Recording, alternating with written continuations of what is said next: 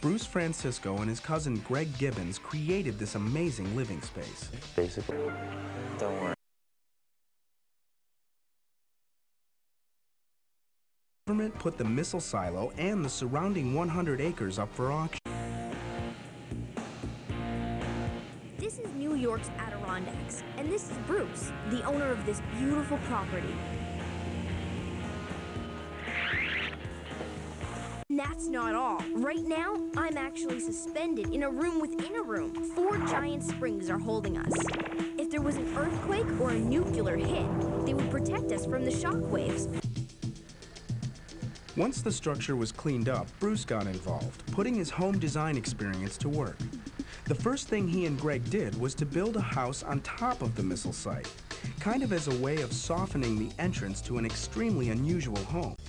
Now, describing the facility, you have a 42-foot cylindrical structure, which is what we call the LLC, Launch Control Center.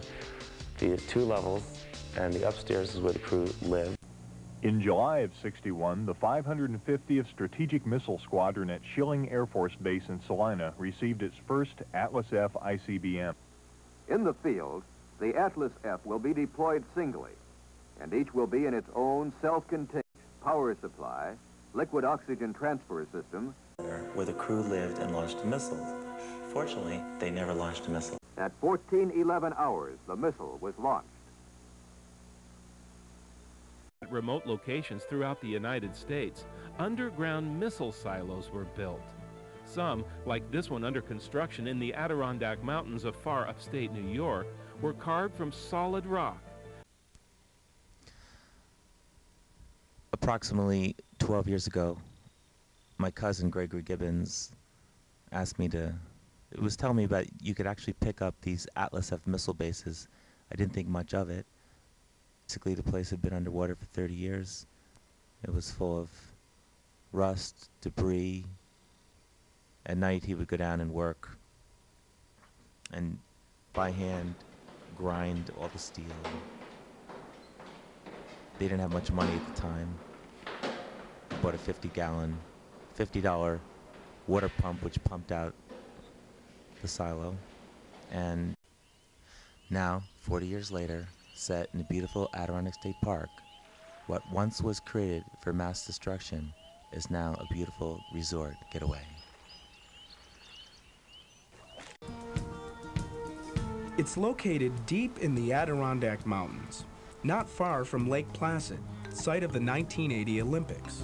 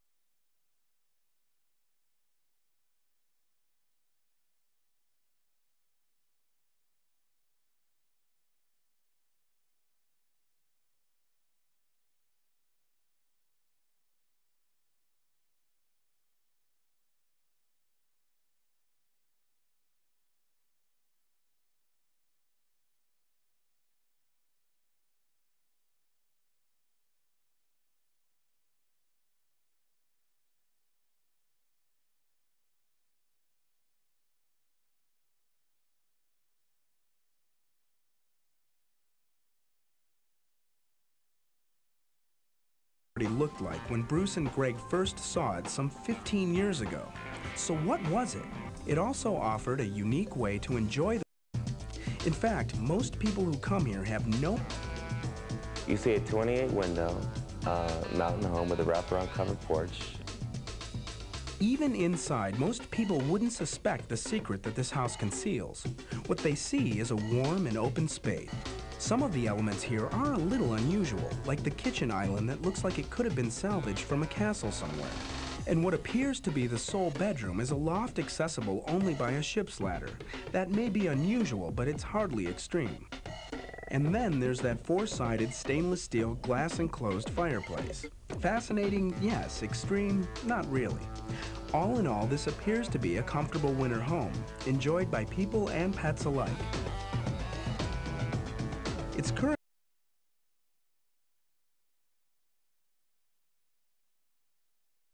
answer to what makes this home extreme is underground, a long way underground.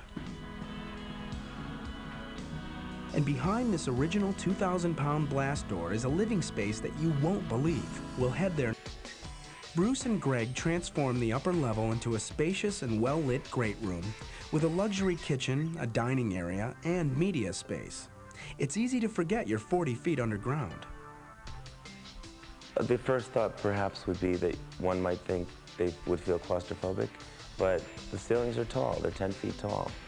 And we brought in just some different lighting effects, some of like a fiber optic lighting, which gives some sort of backlighting at different levels.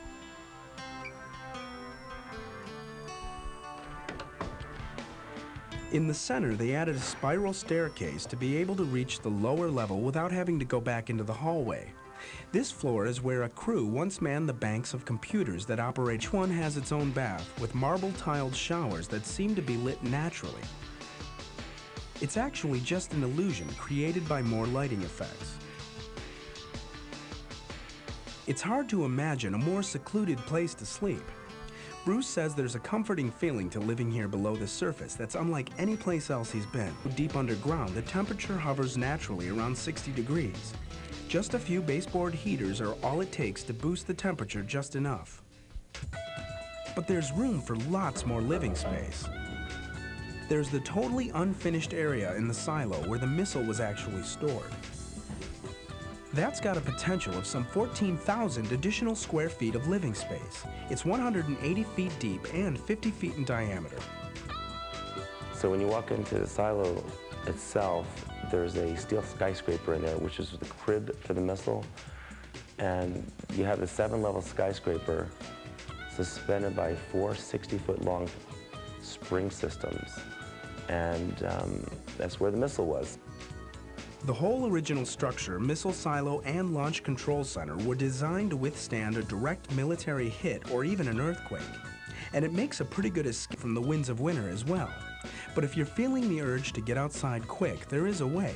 Through an escape hatch that leads you directly up into the surface level garage. After all, if you come